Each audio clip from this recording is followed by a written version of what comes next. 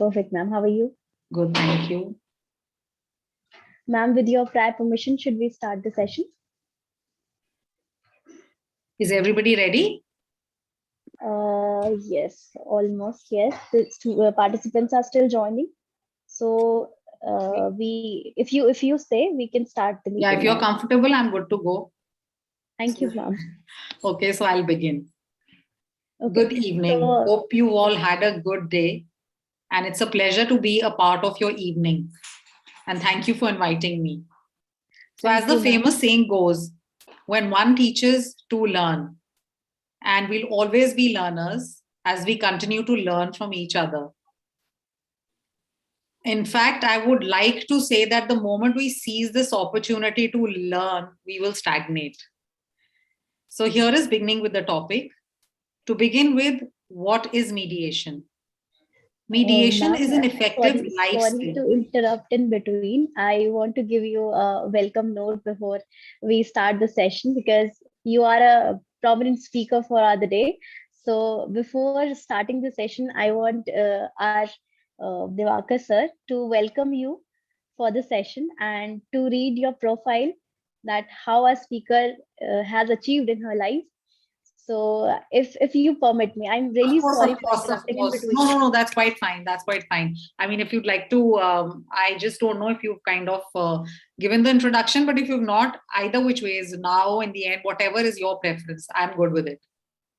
Okay, so I thank you so much, ma'am. I would request our placement manager, Divakar Das sir, to give a welcome note to our speaker. Divakar sir, over to you. Thank you, ma'am. Prerna ma'am has been so kind enough to, she has actually always have been a helping hand for not only for Federal, but also for all the legal fraternity. So before we, without wasting the time, a very good afternoon and warm welcome to everyone. All the faculty members, legal professionals, law professionals, students, and my dear colleagues. Myself, Divakar Das, Training and Placement Manager of ICFI Law School, the ICFI University, Dehradun. It's a constituent of ICFI University, Dehradun. We started ICFI Law School since 2004. We have produced 13 batches. 2022 will be our 14th glorious batch. Out of these all journey of 14 batches, we have produced more than a dozen of judicial magistrate, litigating professionals, academicians, and many more. We are not only international ranked by WURI, but also NAC accredited. We have 1600 plus students in law as its biggest department of ICFI University, Dehradun, including ICFI Education School, Business School, and Engineering School. Without wasting the time, we have started 12 clubs and committees. And one of the most active committee is CEDRAL, that is Center for Excellence Alternate Dispute Resolution Cell. And from the very beginning, Prerna ma'am has been very kind enough, so kind enough to help our student, to motivate our students in previous lecture series also. So for today's, I welcome Prerna ma'am in today's lecture session on family, mediation, and dispute resolution.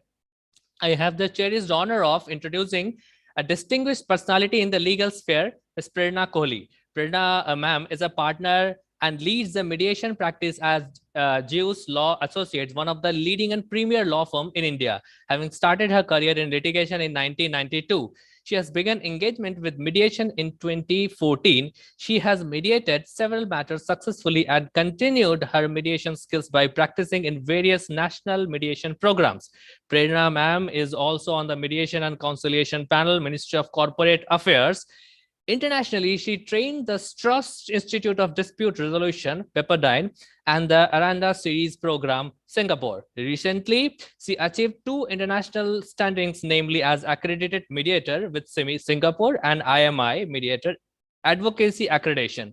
A believer in building the golden bridge of hope and getting into heart of things that really matter. She feels the ability to mediate is a blessing and sacred opportunity of harbingers of peace and harmony. Lovers love this Victor Hugo quote, nothing is more powerful than an idea whose time has come. Ma'am, we welcome you.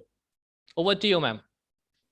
Thank you so much, Mr. Das, and the entire faculty, the students who've taken out the time to be here. I'm extremely grateful and I'm very proud to hear. In fact, the feeling is immense when you mentioned about how far your college has established itself. I think this is highly commendable, and my good wishes and prayers that may you keep growing and successfully. Thank you so much. So if you give me the permission, I am good to begin. Please, ma'am. Is it Please, okay ma'am. with Monica and Mr. Das? Is it okay? Yes, ma'am. Please. So first and foremost, I will wish a very good evening to each one of you. And I presume you've all had a good day. So it's a pleasure now to be a part of this evening to share it together. And thank you so much once again for inviting me. So as the famous saying goes, when one teaches, two learn. So here we are going to learn from each other, which is an opportunity, I think, which even I have got to learn and know from all of you. And this is something which we should not cease to do. And each day, I think, dawns a new learning upon each one of us. So to begin with the topic, what is mediation? See, mediation is basically an effective life skill. It alters your thinking when you become a part and parcel of mediation. It becomes you acquire traits because of the regular training, honing of skills, and the experience that you gain during the process. You imbibe the qualities of a mediator, which teaches you empathy, forgiveness, collaboration, preserving relationships, listening actively, thinking about the future, the mutual respect. All is something which you gain when you take a training of a mediator. So first and foremost, mediation is a structured process. By the structure, I mean that it is completely voluntary, which means that it is not mandatory to attempt the process, and there is no obligation for the parties to settle. But with the new mediation bill, where they have mandated it, I think it is something which, even if the parties are into mediation, there is nobody who will force them to take decisions and enter a settlement. So that is something which is completely voluntary.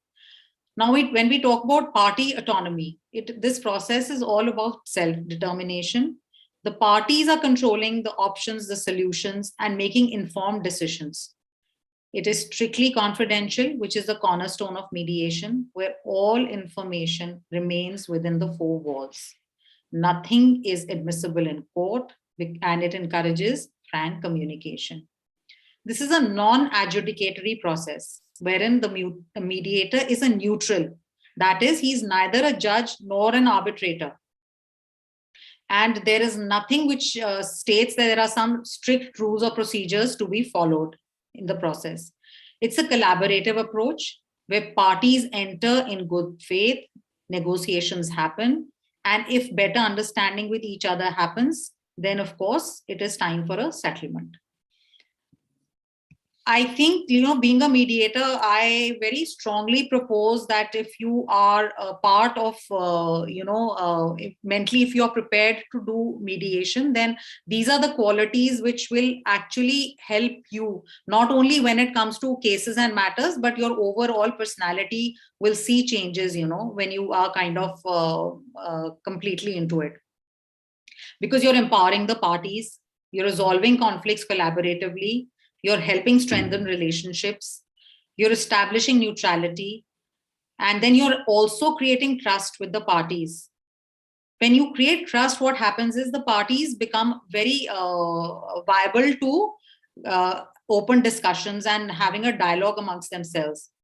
And the fact that it is confidential puts them a lot at ease, because they feel that, this is one place where they'll be heard, and unless permitted, nothing will go out of the four walls of the room. The mediator will listen actively. They will talk about facts, help them to identify interests, and the parties are at liberty to share any information which they wish to. You're basically also focusing on the future, because past is already a bygone. So rather than look at what the past is all about, you're trying to rebuild a future. You're establishing communication between the parties. Because see, communication is key. The first casualty in any conflict to take a hit is communication. So that is where job as a mediator is to build that and factor in the process. Then when you get into your joint the process also entails where you have the mediator give the opening statement, the parties give their opening statements. Then you basically, both of them have a joint session. Then there is the single session, which is also called a caucus, wherein most of the negotiations happen. So all these, even the fact that you're in a joint session is confidential. When you enter a caucus, that is even doubly confidential, because parties are wanting to, if they wish to, share strictly confidential information with you. And this is the only medium which provides that comfort to the parties, right? So if you look at any other, if you look at litigation, I mean, litigation is something where you will not get a chance to even utter a word. Whereas mediation is such a huge platform if you wish to use it. Now, when we talk about mediation, we also take into the factor that there is the non-verbal communication. When I mention non-verbal communication, that entails your body language, the tone, and the words that are being used. And this is something which we overlook, because we don't realize that communication, we consider it only to be verbal. But when we do our training, we realize, okay, sometimes the body language is such that you are able to gather, when you are alert enough, you start gathering indications of what the party is wanting or wishing or wanting us to step out. I mean, either which ways, whatever they are opting for, it becomes pretty apparent. Of course, that things are right now online, but when we are in person, it is more prominent. But even when we are online, at times you are able to kind of gauge. So when, as a mediator, you are a third side who is playing a very constructive role.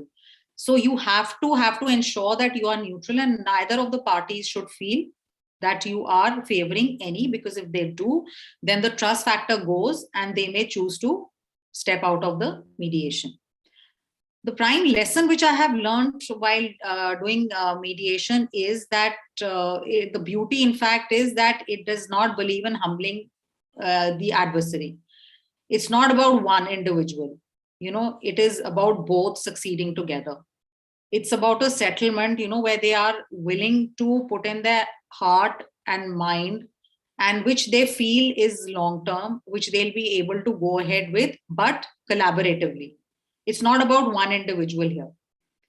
So in principle, what mediation is, it's focusing on the problem, not the person. It's on the interests and not their positions.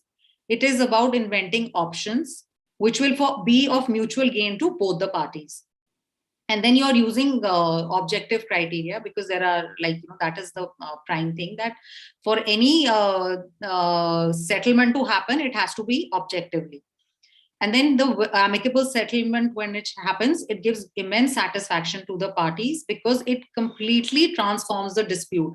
When I say transform the dispute, I mean that, if you get into litigation, I mean, I'm sure you students have done internships in probably law firms or in courts. So you do realize that that is a very rigid forum, right? So when you talk about mediation, this is where one place where the emotions of parties are also addressed. And the security it gives them, because as I just explained in the past, that we are making a conducive atmosphere there for them, for their comfort. It's all about the parties in mediation. And then you're encouraging the concept of give and take, which is something which is not possible in litigation.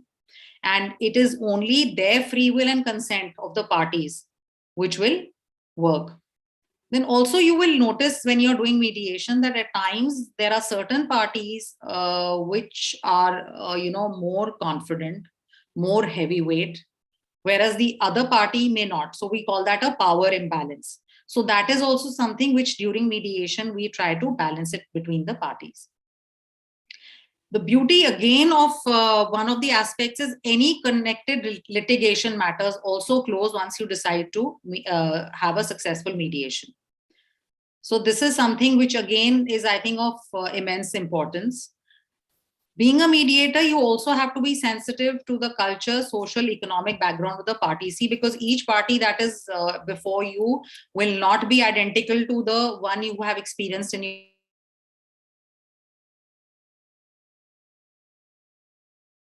your entire thing for a mediator is to be sensitive to the fact that they are from different backgrounds, different value systems. And even the mediator, I mean, any mediator who is appearing before a party may not be as suitable because he will carry his own unique style. So you have to be at all times very conscious of what your personality is and how best you're able to assist the parties. And if you feel that some times you're also like kind of aware, or you feel that okay, probably this is something which is beyond you, you're not kind of able to pursue it, then that's quite okay, because each mediator is not specified to any. So that there is another factor which is about co-mediation. So see, when you will experience that at times you have two parties before you, and we talk illustratively we talk about a gender. Now, if you're a male mediator, the lady party before you may not be comfortable to disclose information. So in that case, co-mediation will be very helpful, where you will be able to cover the gender. At times, the languages are of constraint to a mediator, is not able to comprehend. Then the culture again, as I said, and then you may not be an expert on the subject. So all these factors have to be kept in mind. Also, the fact that all disputes are not covered in mediation. This is something a mediator has to be, I mean, having it on his radar, that some matters which come to him are not meant to be mediated, and therefore he should not pursue mediation.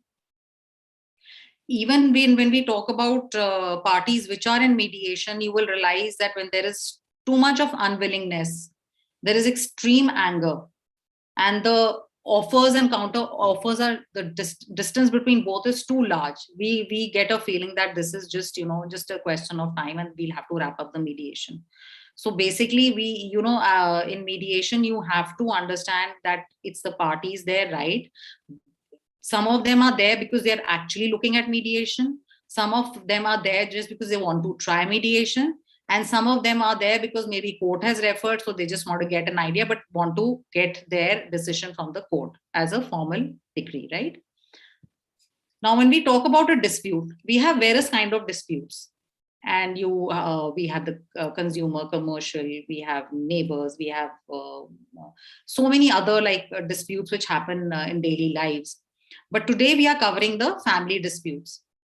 The term itself is self-explanatory. It is arising out of family relationships. It could be between husband, wife, the children, the parents, the siblings, the relatives. It could be related to property issue, custody, maintenance. I mean, there could be several factors which could issues which would be involved.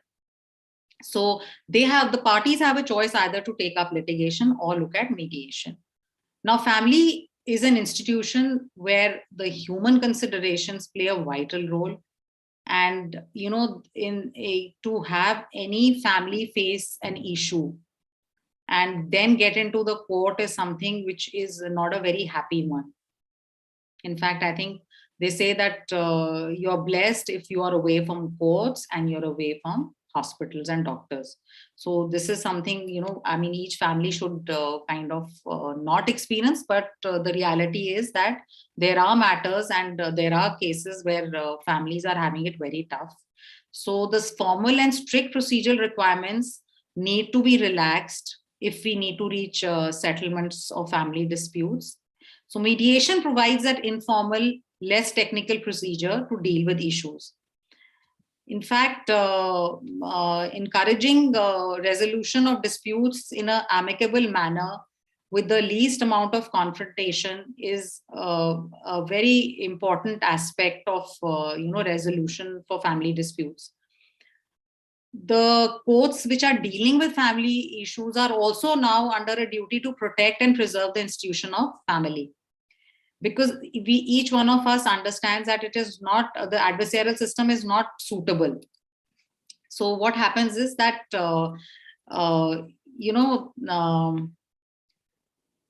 providing punishment for anybody or saying that, I will take him to court, I'll drag him, I'll see how it is basically you're adding on to each other's misery. So even courts today realize that it is better, and in fact, law is very favorable for looking at conciliation and mediation. And the pendency in the courts is immense, right? So there's huge magnitude of cases which are pending. Parties are waiting to be heard. And look at the trial courts. Then then you're appealing to the High Court, then the Supreme Court. So the entire procedure is very time consuming, very uncertain, frustrating, stressful, and expensive. And even if you win a matter, we feel that, okay, we've won a matter after a delay of so many years, but you realize maybe you've won monetarily, but you've lost on the other side. You've lost probably your relationship. Probably you've lost on the time factor, and of course your health, because running around in courts is not an easy job. So you may win the monetary, you may get a formal decision in your favor, but you also need to balance out the other things, which of course you would stand to lose. So a thought on this is that at least mediation must be tried. And if you don't lose anything by trying mediation, because if you go with a goodwill, and if the other party also carries a goodwill, so there is a possibility that you will be a successful story, and then you will realize the importance of having got into mediation and having a settlement of your choice. So the merits, again, to tell you briefly of mediation, are that the parties are in complete control over the dispute and its outcome. They are comparatively less stressful than any other litigation rigid process. And it keeps your relationships intact, because once you walk out of the room with a favorable agreement, which is catering to both of you, you continue with the ties between yourselves. And then it is highly confidential. So this is something where the public, see, when you're in courts, like it's a public area, right? But in mediation, it's just within a room. So look at the confidentiality you are able to get, Then of course it's quick if you decide to settle. The fact that you are going to be together into a settlement, you will cut a lot of timelines which you would have otherwise wasted in courts. So now for an effective mediator, see, one of the qualities of a mediator is that when the parties come before you, you will realize that there is so much of bitterness, there is so much of baggage that they are carrying. So you are supposed to reframe and rephrase all the language which is being used into something which is neutral, and it is less. It should not be offensive. So the language which a mediator uses during the process has to be such that it kind of dilutes all the grudges that the parties are carrying when you are in discussion with them. So this is something which is a tool and technique which we use as mediators. You're listening to the parties very patiently, because that is something which is expected of you. Ultimately, everybody today doesn't have a place where they are heard. So when they're in mediation, you have to ensure that they get that confidence that, yes, they are being heard. And when I say heard, I mean, even the body language of a mediator has to be such where the parties feel, okay, they are not just whiling time here. He or she is actually trying to grasp the depth of the situation. Demands at times in mediations are could be reasonable, unreasonable. This is again something which, when you are there, you are kind of getting into the techniques, and the entire thing is just to, because see, ultimately what happens is, you have to be smart enough to know that at times parties are, giving offers and counter offers which are diagonally opposite. So when they are such, you begin to realize that probably they both are not understanding that this is a place where it's about give and take, it's about collaboration, where both need to understand that each one has to kind of, reach a point where actually they are able to decide and take a settlement. So, giving it a larger picture, wherever the bargaining happens, you have to understand that it has to be within a certain time, not only the timeline, but the bargain figures have to be such where they are able to reach a settlement. Now, in commercial, the disputes it's more about the business. Whereas when we talk about family disputes, this is about more emotions. Family matters are more high on emotions, so we have to understand that you have children involved, you have very deep relationships involved. It could be your brother, sister, parent, and this obviously the feeling that a family is being torn apart is obviously something which will cause a lot of agony. So compared to the commercial matters, family matters are always much heavier to deal with. And that is when you act, because see, as I said, each mediator understands that he or she may not be able to kind of take a family matter, so then they kind of do not step into it. But when you feel that yes, you have that quality of patience and perseverance, and you are able to, then I think there is nothing that should stop you. Now, what happens when parties are fighting and there are limited resources? So what we do is we use this for them to get into a win-win situation. The process of interest identification and accommodation is very, very important for mutual gain. So we need to understand why. I mean, from the positions, we have to understand what is the underlying interest. Why are they fighting over something? And once we understand that is when we try to bring out the interests. And once the interests are addressed, then it becomes a lot easier to reach a decision by the parties. So, I mean, giving you a very small example, like in a case of an orange, you have an orange, you have two sisters who are squabbling over it. And both the parties, everybody feels, okay, this is the position, that's an orange, and that's what they're fighting about. But when you get communicating with the parties, you begin to understand that the interests may be different. And when through effective questioning, the mediator will ask, why do they need an orange? And when you put in the effective questions, one would want it for the peel and one would want it for the pulp.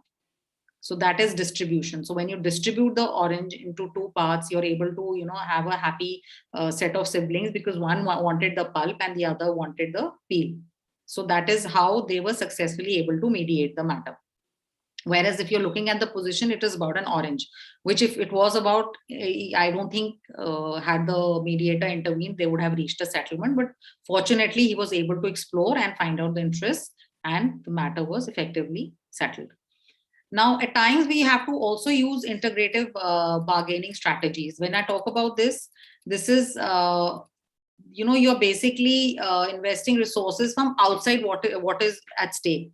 So I'll give you an example of a camel, right? There were 17 camels of a person, of a farmer, and he made a will where he said these 17 camels have to be distributed between he had three sons. So I would like that according to my will, the oldest son receive half of the camels, the middle son receives 1/3, and the youngest receives 1/9 of the 17 camels. So if you calculate it was very difficult to kind of able to do what the father had willed. So the old gentleman, like, we had in olden times, we had our panchayat system. In fact, we still have the elderly who are there, to resolve matters in the family, in the village. So this old gentleman came and he says, okay, I'll help you with the resolution. I have a camel and you add it to your 17 camels. So that makes it 18. And once you do the distribution, you will realize that you're able to distribute the camels according to the will. And with 18 camels, they were able to do the distribution. And once they did that, he took his camel back. So we take an external factor, integrative bargaining. This is basically about creating options, which I mentioned initially. And even there was a matter where we had this landlord tenant, and the owner wanted the contractor to, kind of knock down the building, build new flats. And I mean, there was complete chaos in their relationship and all. But ultimately, the fact that they were able to build floors and give one flat to the tenant, they were able to reach some resolution. So addressing the underlying conflict mutual gains, distributional bargaining, they all help resolve. But of course, there are, I mean, as I said, this is an effort a mediator puts with the parties, but there is no guarantee that parties at times would want to settle. So it is a decision made by them. And once they are okay with the decision, then of course, it's all very happy situation. In family matters, the wounds are so deeply embedded that it is very important for the parties to take their time. So that is something, I mean, either they could choose for years and years to fight into litigation, and I think matters worsen because times it might just take more than 20 years. And I mean, by then they've lost so much. They've lost time, energy, money, age. And then there have been cases where they realize, which we call litigation fatigue. So they're so fatigued that they want to come back and take a settlement from mediation.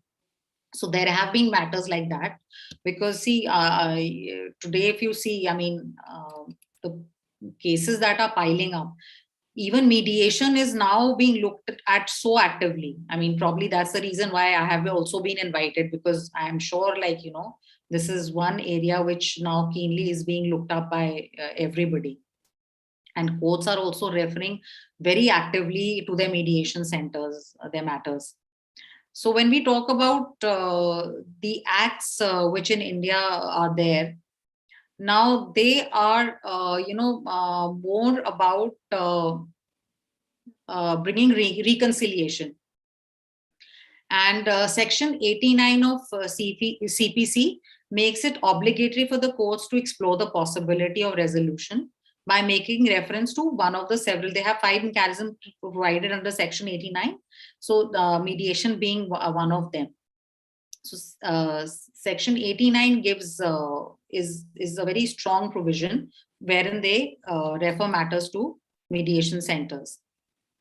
Now, what happens if the conciliation fails? Then the adjudication of the case continues where it was from the same stage where it was referred to. Conciliation and conciliation and mediation are synonymous terms which are used. And if the conciliation is successful, the settlement agreement will be placed before the court for recording and disposal of the case. And the conciliation settlement agreement is equal to an arbitral award. And it is enforced as a decree of the civil court. So then everything is like, basically formal. When we look at the couple of our acts, you begin to notice that they are like with the Hindu Marriage Act, which was also, I think, there are a lot of amendments which came in, and the Special Marriage Act. I mean, most of the acts are there to reduce the acrimony through mediation and counseling. And the purpose is to unite the parties. So the approach of the courts relating to family and marriage is different from that of the other civil disputes which they are taking. So as I said, even the courts have become very proactive, and they are really pushing that things with regard to family disputes especially are taken care of in mediation. See, the mediation also helps parties in self-realization with regard to the pros and cons of reuniting. And the fact that if parties are able to kind of, live together, because see, we had this case where the husband and wife, they had come in a situation where there was the trust was completely broken between both of them. And somehow they decided that they will kind of, look at mediation. So the mediator was he asked her that if they wish to rebuild their home, is she willing to take back all her cases and give in writing that the allegations are all false, and she is willing to put her best for rebuilding the home. So in this, at least this was an opportunity granted, and she was more than happy and willing to do that. And of course, we had to spend time, and the parties were made to sit together, because see, as I said again, there is so much of bitterness that the parties are not even at times in family matters willing to look at each other. And when they are not willing to look at each other, you might end up even worsening the situation. So the tools and techniques which we use, we immediately separate them, or we might just, like to step out of the room, leave them. I mean, you just have to be creative. And maybe they were waiting for an opportunity. They hadn't met each other anywhere. There was no common place where they could have met each other, but a mediation room gave them that chance. They gave them a chance to kind of, vent their feelings, speak to each other. And somehow they were able to kind of realize that they were willing to give their relationship another chance. She was willing to withdraw all her cases. And, this is something, if you look at a courtroom, I don't think anybody would deny that this would not have been possible.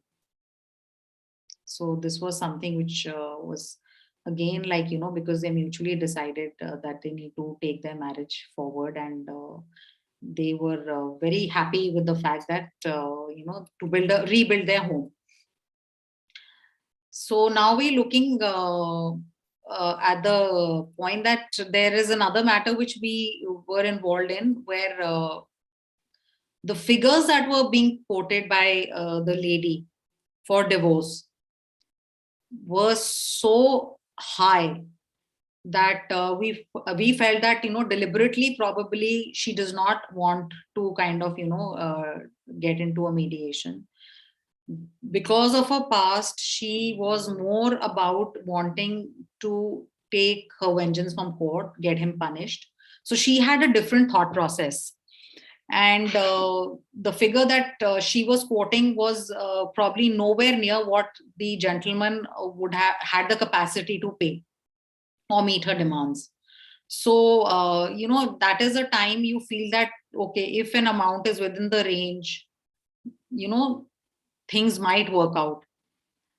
So, I mean, that matter had to go back to court because she was not willing to relent. And as mediators, we are not supposed to force or push the parties. We are just there to facilitate the process.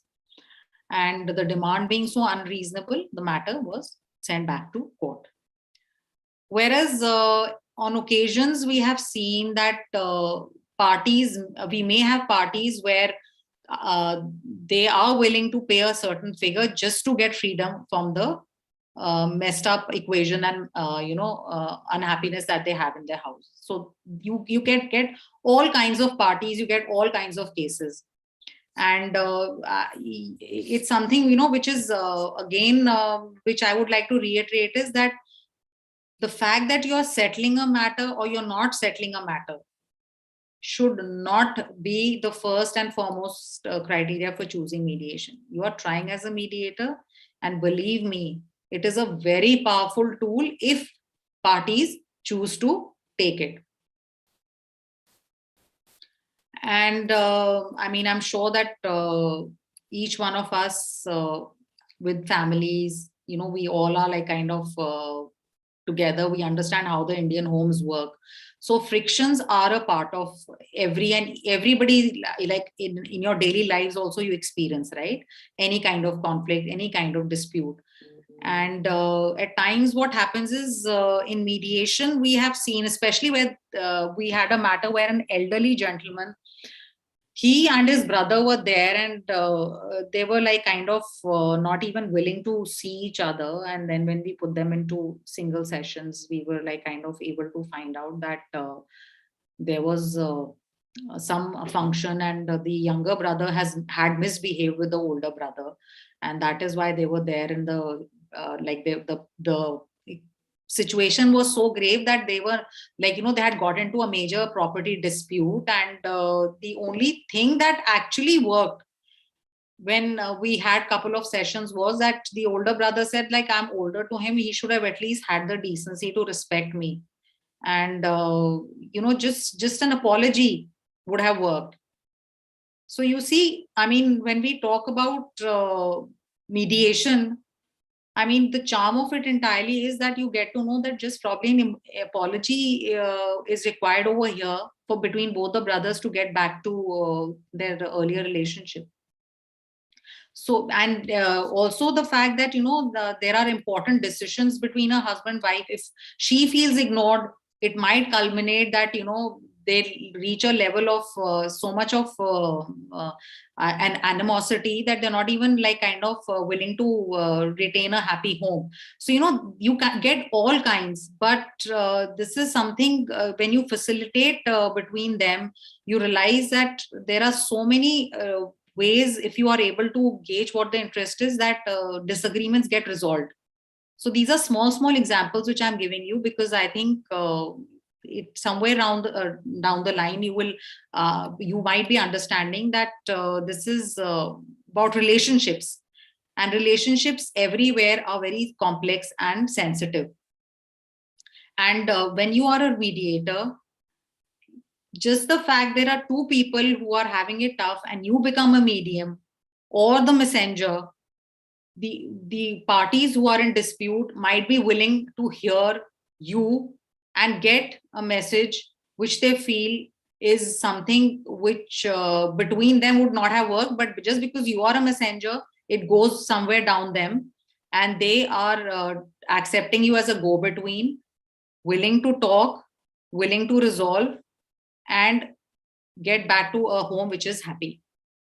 So ultimately, these are the huge benefits if they want to reap the benefits of mediation.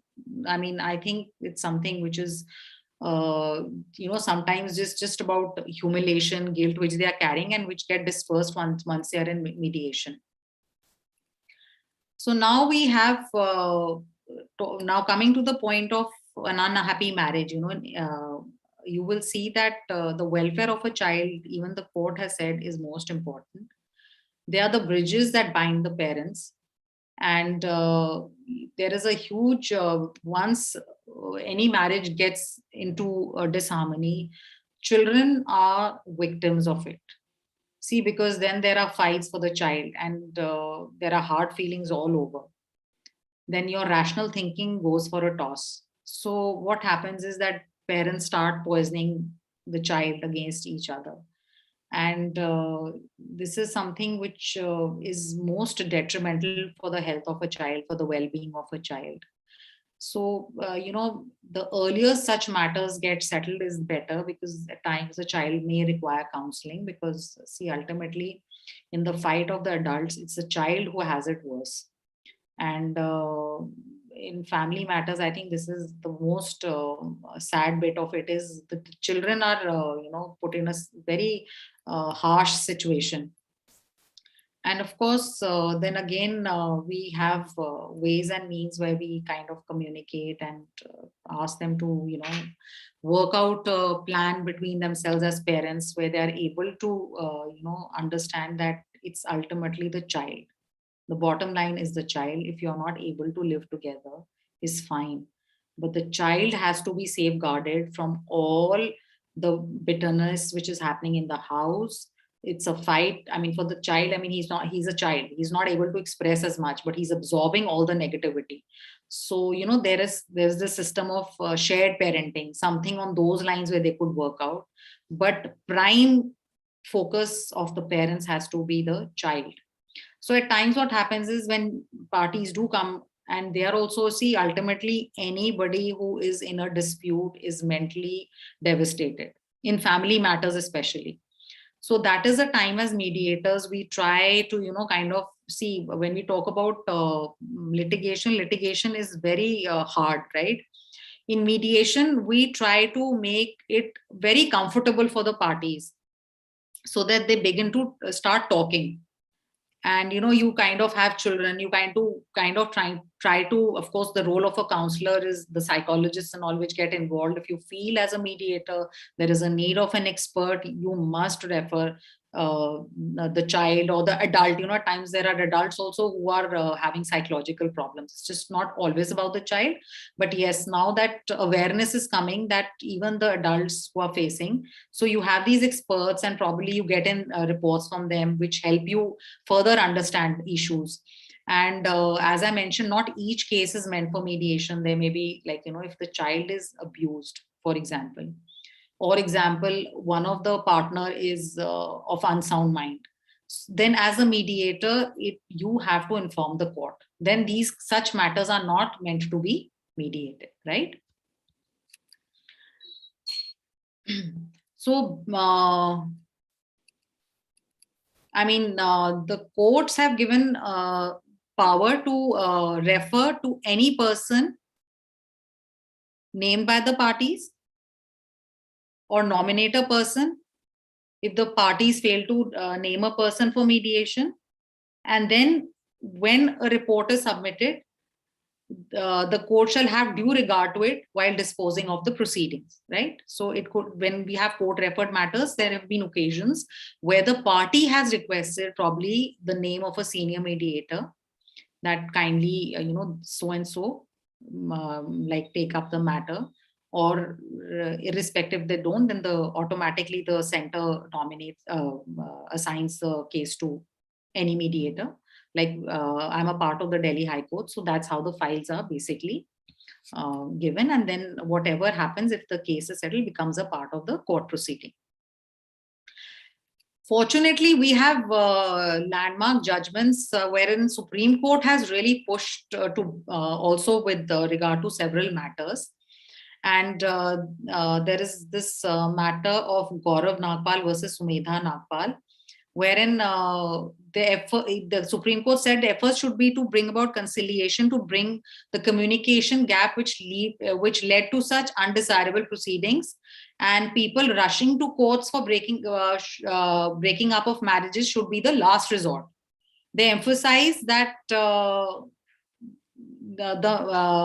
marriage should be basically saved, and they should not see ultimately what our Hindu, we come from a land of ancient, I would say most remarkable people, where marriage was always considered very sacred, and it has always been about saving relationships rather than breaking them. And that is how even the courts and our acts are looking at it so favorably today. We also had a couple of pre-litigation matters, which, if you ask me, are better from mediation point of view, because when we talk about pre-litigation, means the matters haven't gone to court, and when they haven't gone to court, you see parties are not hard on their stances like they would be in court. So pre-litigation is something which is of something which I would say has to be taken first and foremost. If anybody is having a problem, please try pre-litigation rather than litigation first and foremost, because once papers, allegations, counter allegations all come in, then when you're in court, then it is all about your ego, because you're unnecessarily also putting in false facts and false claims which never existed, just because you want to win a case. So pre-litigation is when it is just entered a phase where you are not actually in court. We have huge chances of settlement in pre-litigation compared to litigation cases.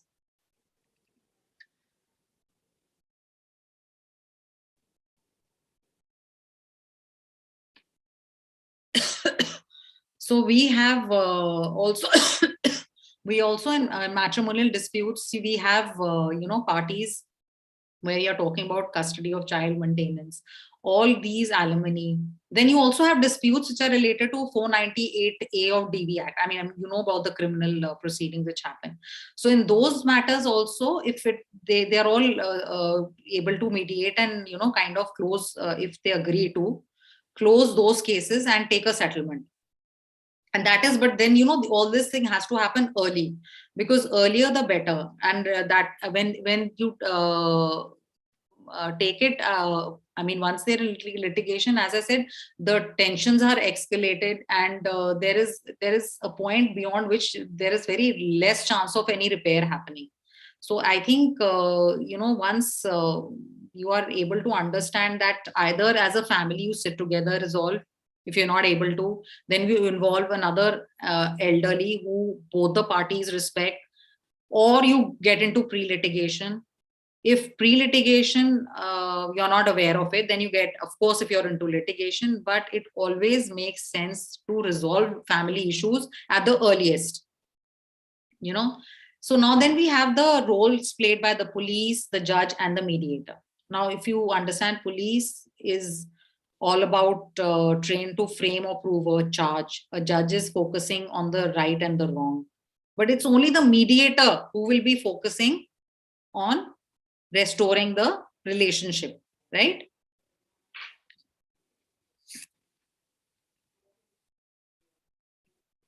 Then under the Hindu Succession Act, mediation has worked very well when it comes to the partition and succession matters. There was this, even Supreme Court had referred this Lalit Modi matter, there they had a dispute.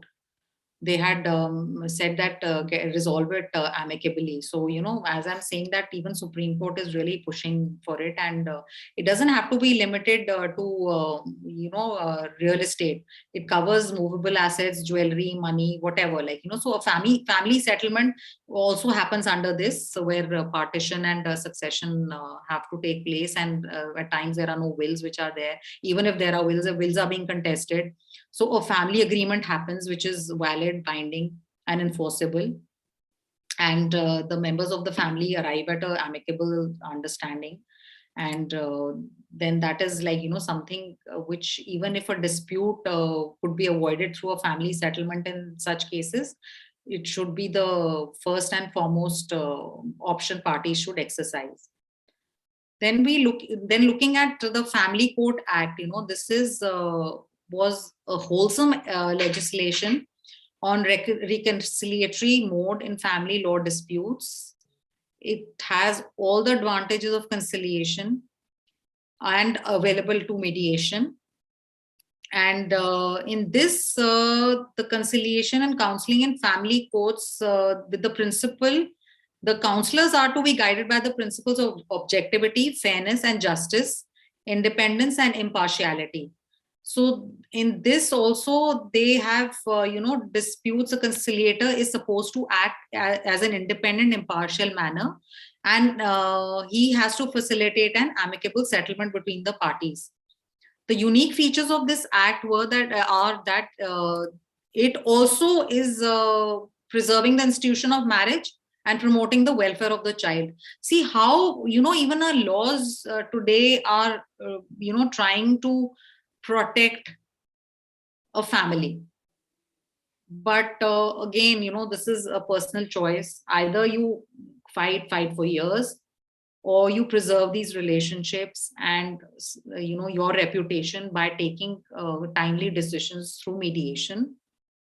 And at least if you're not sure, mediation should be tried and given a chance.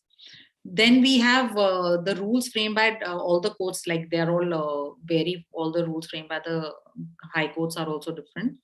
So they also are basically kind of pushing and providing all kind of facilitating all the reconciliation concerns. And then we talk about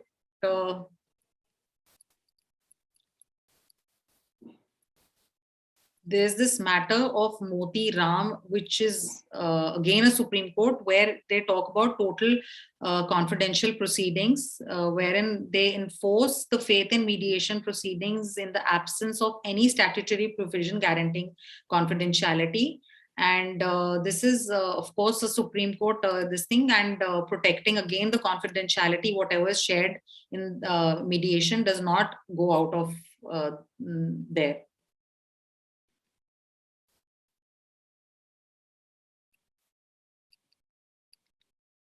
Now, what happens is not necessarily you have to go to court.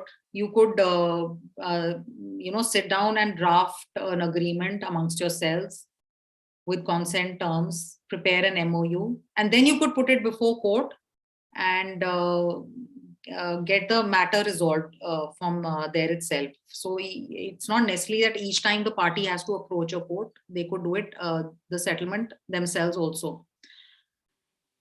Now we come to I think we have covered most of it.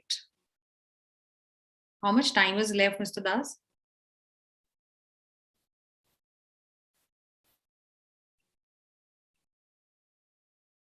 Hello? 5 minutes, ma'am.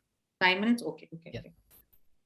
Okay. So now in the family court also, there is since the prime motive is the protection of the institution of a family, what happens is that even the legal representation through advocate is not provided to the parties as a matter of right, but the advocate may appears only as amicus curiae, as a friend basically.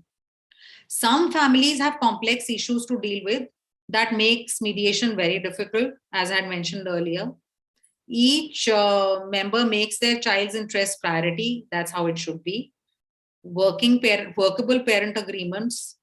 And you have to, of course, be alert on family violence, safety of the child. And these things have to be something which makes mediation unsuitable. The health problems, also the psychological of the health of any of the party. And and at times, as I mentioned, that it helps to have a plan in place where you arrange your agreement in a way where it is in writing. Of course, it has to be in writing with the date, with the signature. Each and every arrangement has to be mentioned in detail so that tomorrow there are no chances of misinterpretation or probably confusion. And it is basically also the DV Act. Why I just wanted to make a point here also, that with regard to the DV Act, the Domestic Violence Act, in this there is another judgment of the Supreme Court of case Srinivasan Rao, where the criminal court referred to mediation cases where case has been filed under this section 498A. And it has also directed all mediation centers to set up pre-litigation desks. Again, pre-litigation, that's something which is very, very valuable. Or settle disputes at the settle disputes at the pre-litigation stage. And of course, the last bit I would like to say that we have the Legal Services Authority Act, which is, of course, which is very unique to India. We're talking about the Lok Adalats here.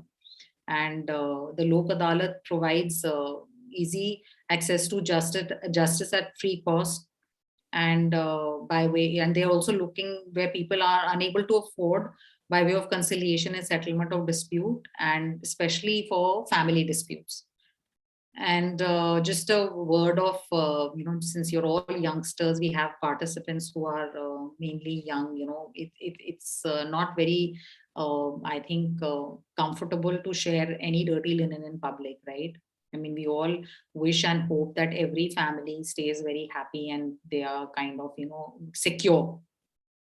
But, since awareness is something which you at your age are picking about mediation and resolution, I mean, during our times, it was very different. And mostly, it was there in the public domain, whatever, if marriages and families were breaking up. But now it is a very different story. So it is not essential that you go into court for litigation. You could, till of course it's of very grave nature, as I mentioned, a couple of cases which are only going to be resolved by court. But look at mediation actively, dispute resolution. And, this is not only about you, it is very important for the harmony of the house, right? Your family. And once you have a happy home, I think you are able to create that energy around you and your peers. And ultimately, it's about a society which is, something which you will also contribute to the society. And don't get fixated or rigid about things, because olden times, I would say, not you youngsters, it was more about what will people think or say. It's not about that anymore. It's about what works for you and how it works for you. So if you are having a problem and if you feel that it could be attended timely, then it should be, because nobody would want a broken home, right? And litigation, makes you feel, because I think the entire feeling of the fact that you're carrying papers and there's so much of documentation creates so much of negativity around everybody. So it's very encouraging to know that, today you have something which takes you off all this. Of course, there'll be divergent views here. Each one of us has a different perspective to things. But the preferable mode would be like, that we participate if we come across, if anybody wants to know, wishes to know, that there are alternative remedies which they could use. So that is something, which I'd just like to convey to all our students, because see, ultimately, the advantages are huge, of reconciliation. And any settlement which is something of your free will is something which you will be actually able to take forward. And ultimately, the bottom line is a comforting home, a loving home lasts forever with us, because ultimately that's what our roots are made of. No matter how much we branch out, but these are our roots, our family. Thank you so much. Thank you, ma'am.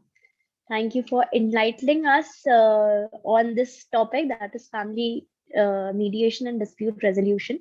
And this session was so complete in itself that everything you have explained is clearly understandable to the participants, and which is very good. And very less questions are asked by the participants. I'm sorry.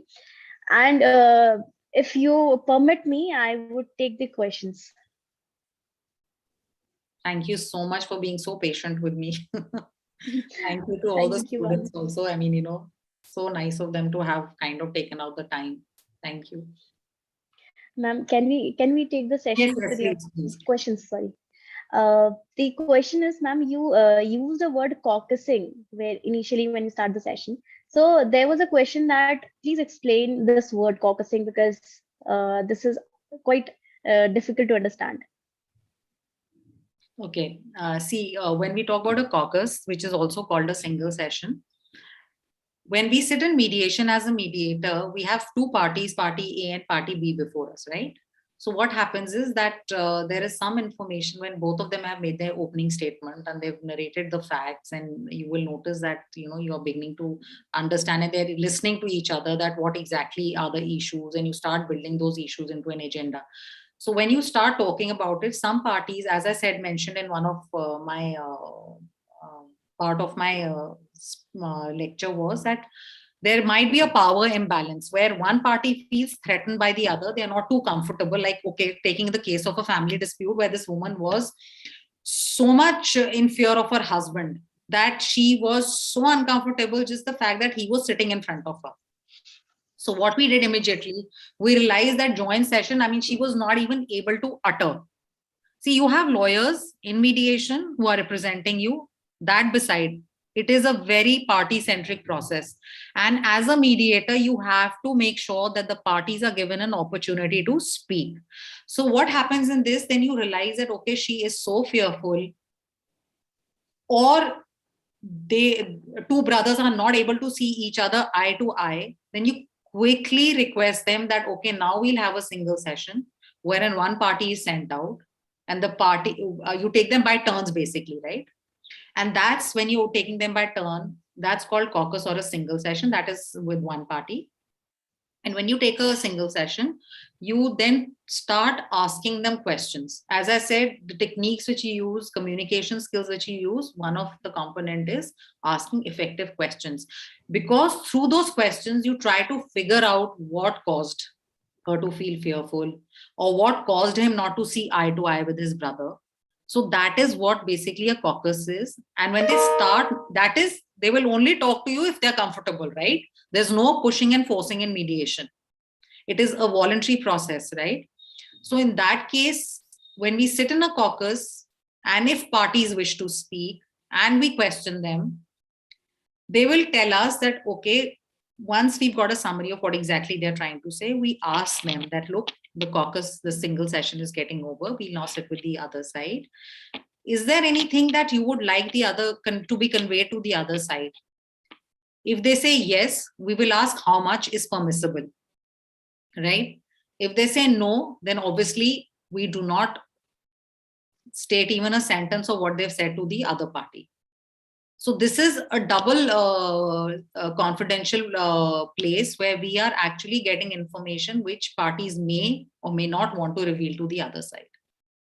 This is where actually negotiations also happen, where they're looking at figures. Okay, I'm able to give this much. I will not go beyond this. Then you're telling them that they do the reality check. Is it actually happening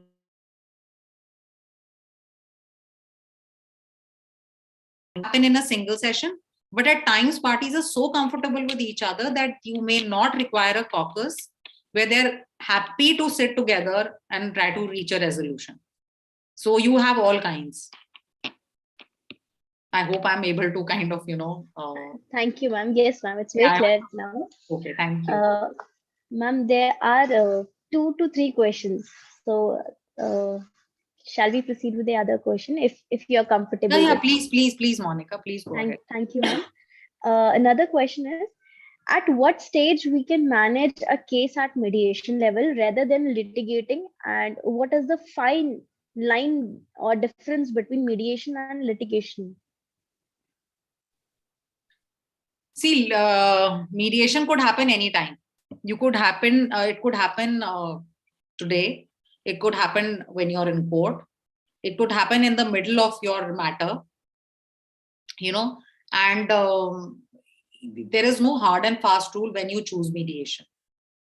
You could have a private mediation. It could be outside the court. So that is something which is completely that way. It's a very flexible process. And that is why I say that it is good that if parties think about it in a constructive way and not, feel fearful that, okay, there is a timeline that I maybe mediation could not be done today, maybe it could not be done tomorrow. Courts also, when they're looking at a matter, and especially family matters, most of them are referred immediately by the courts because they feel that they have ingredients of a settlement. They will refer it for the mediation. So that is what I'm saying. Our courts are pushing mediation in a very big way, which is a very good sign. I mean, you heard the Chief Justice also of late, and that is why, of course, we have the mediation bill also tabled before the Rajya Sabha. So this is one area which is actually getting good, encouraging, results.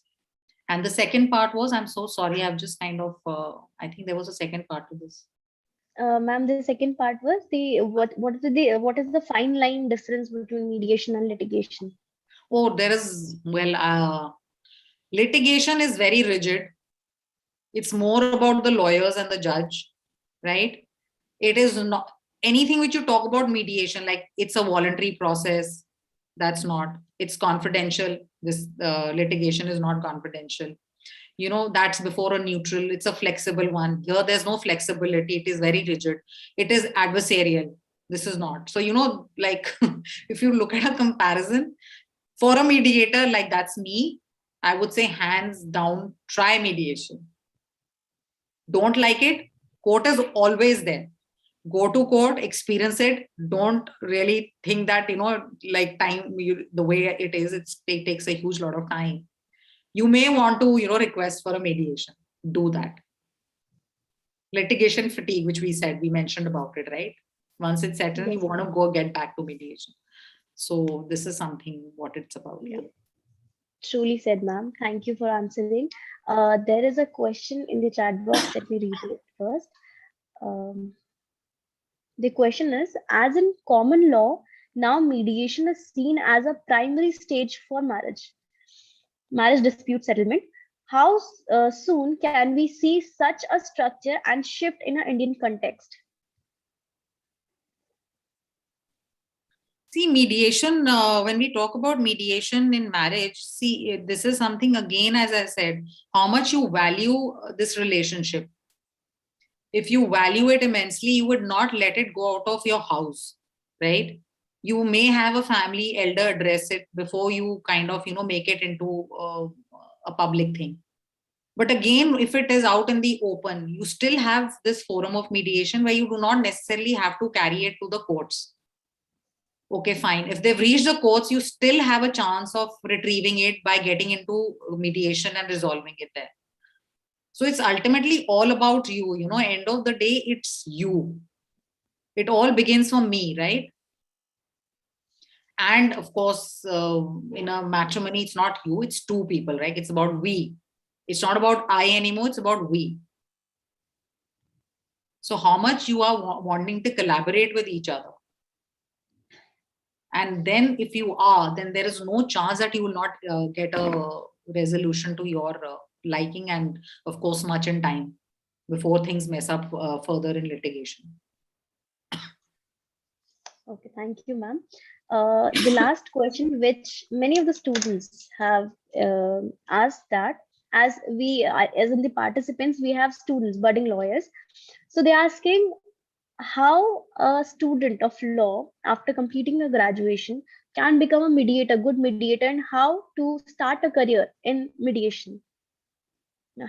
Is there any certificate course, any mediation camps, or anything which a student can join?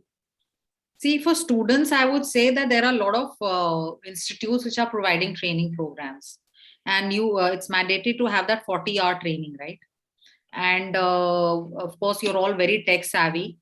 So there are a lot of institutes which are doing these programs, and there is also this YCM where I'm like part of this thing, but that is of course related to the youth, and there are several of them which are giving training programs, a 40-hour one.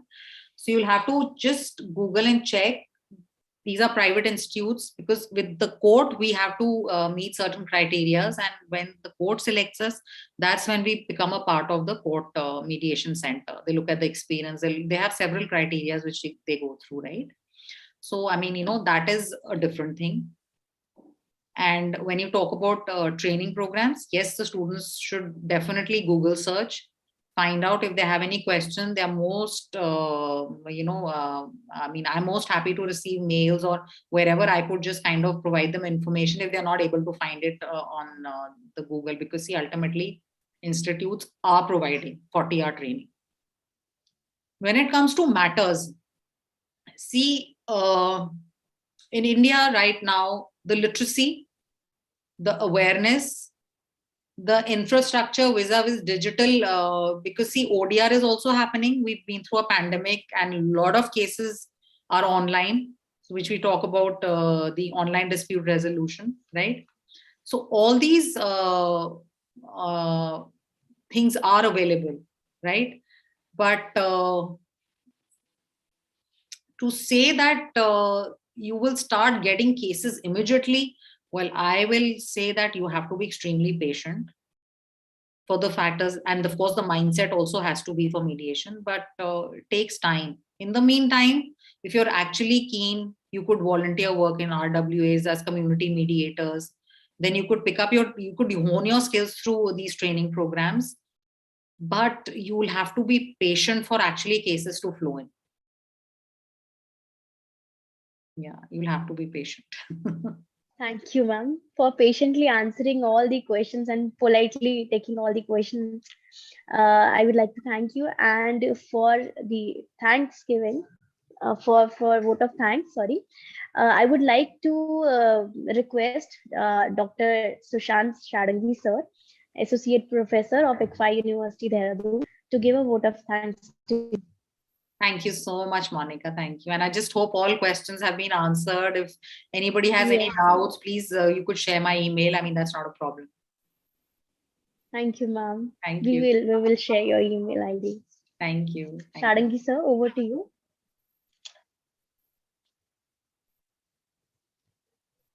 I think there is some network issue. Shadangi, sir. Okay. His mic is on, but there is some technical issue. Devakar, sir, can you take up the vote of thanks? Sure, ma'am. Thank you. On behalf of Dr. Sushant Sadangi, sir, because he is my senior, and ICFI Law School and Central Committee, let me thank our guest of the day, Prerna Kohli, ma'am. I have actually noted down few of the point, and which I actually follow these all things. To build up a building, to build up a family, it is very difficult, but to destroy that, it takes a second. So mediation is something, that particular thing that is called, which tries to build up, which tries to joins up the family, the relation, and all the things. And we should think about that positively.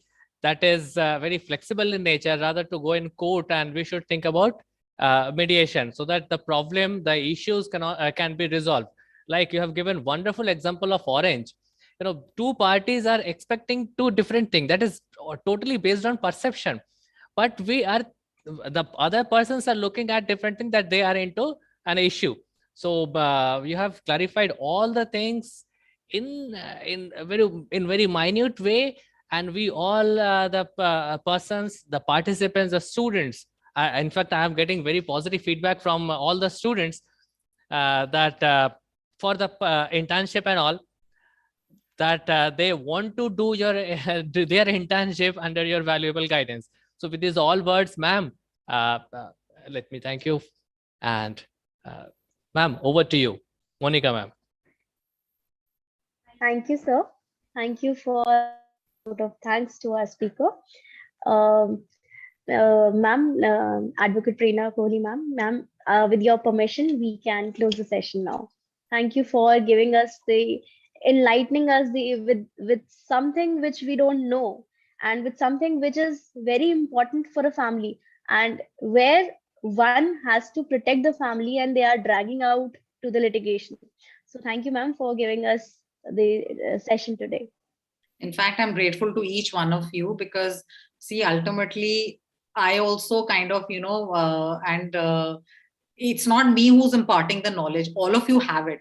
Don't underestimate yourselves, because the fact that, we all have a very comfortable, I would say, again, his blessings, if we all have a comfortable family, I think that is a big achievement. And I'm sure all of you will excel in whatever you choose to. So I am really grateful to you and all the students and all the faculty members and all the organizers who've been able to give me this opportunity to just share a few things which I was able to. Thank you so much. Thank you, ma'am. Thank you, ma'am. Thank you. Thank you. Thank you. Thank you, ma'am. Thank you. Ma'am, with your permission, shall we end the session now? Thank you. Thank you. So I'm good to leave, right?